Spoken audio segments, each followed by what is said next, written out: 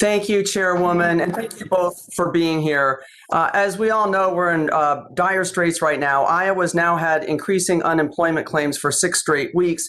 And of course, I'd like to remind everybody that we need to pay attention to the level of unemployment, not just the direction.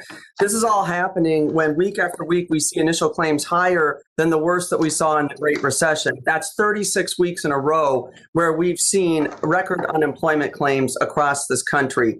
Meanwhile, the Century Foundation recently estimated 12 million people would lose their unemployment benefits the day after Christmas if we don't act. That seems very terrible for this country. Chairman Powell, what are the economic impacts of removing that support at a time when this recovery is so fragile?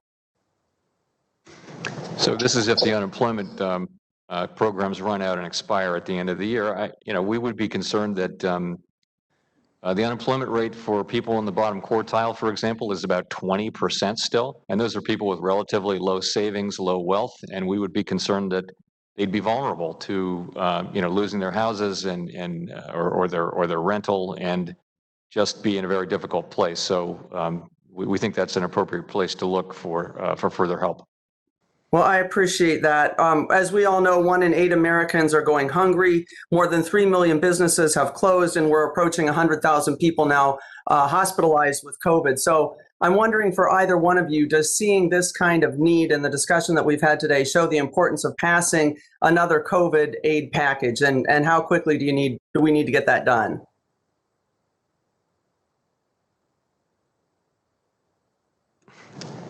I would just urge, as the Secretary has done, that this is a good time. This would really help the economy through these winter months and beyond. And we can see the vaccines coming, but we have a bit more of the bridge to build. And I think it would be very important for the economy to receive that help. And then I would agree with that, as I've echoed. Thank you. And Secretary Mnuchin, I did want to discuss the CDC's eviction moratorium that currently expires on December 31st. A study recently showed 430,000 cases of COVID and more than 10,000 deaths are due to lifting the earlier state and local eviction moratorium. Are there plans to extend that to possibly protect 10 million households from eviction this January? Well, I think, as you know, that wasn't our first choice. Our first choice was really assistance to those people. But I will discuss that with the president and extending it. And Chair Waters, I have been speaking to the president every day and updating him on the state of the negotiations. He would like us to see additional funding. Thank you. I hope we can get that done quickly. We don't have so that we don't have a 20-day gap here where millions of people are going to get evicted. So please get back to us and the chairwoman on what we can expect from that. Thank you.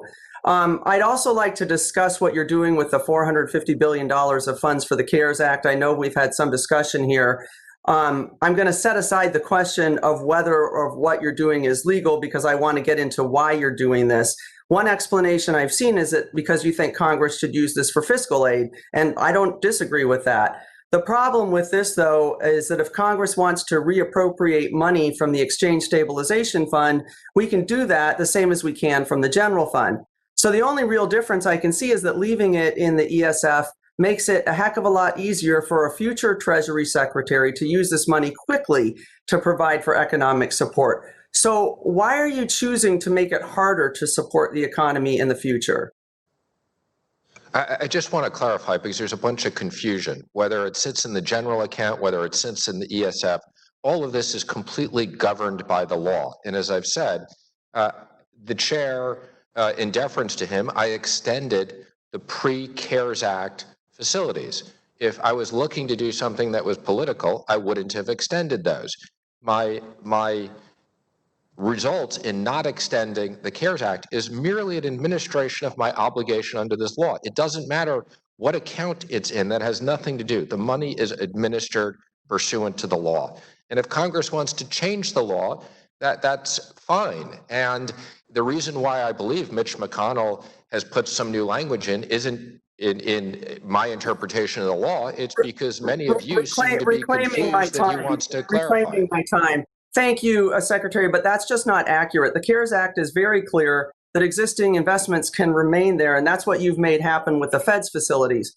So that answer isn't acceptable. Why are you looking for a way not to help American people right now? This isn't your money, it's taxpayer money, and it should be quickly available to American people right now when we need the help. So I see you undermining the American people on your way out the door. You need to reverse this decision so that these programs can keep supporting The people. gentleman's time has expired. Thank you for your service, and I yield back.